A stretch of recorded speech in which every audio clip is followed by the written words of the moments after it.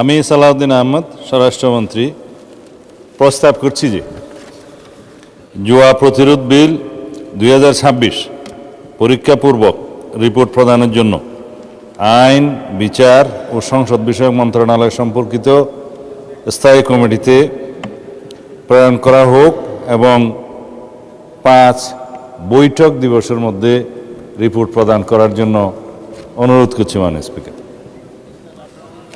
জুয়া প্রতিরোধ বিল 2026 5 কর্মদিবসের মধ্যে সংসদে রিপোর্ট প্রদানের জন্য আইন, বিচার, সংসদ বিষয়ক মন্ত্রণালয় সম্পর্কিত স্থায়ী কমিটিতে প্রেরণ করা হোক। যারা এই প্রস্তাবের পক্ষে আছেন তারা হা বলুন। যারা এই প্রস্তাবের বিপক্ষে আছেন তারা না বলুন।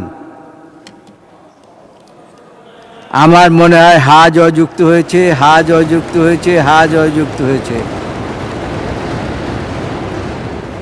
অতএব বিলটি আইন, বিচার, সংসদ বিষয়ক মন্ত্রণালয় সম্পর্কিত স্থায়ী কমিটিতে প্রেরিত হলো।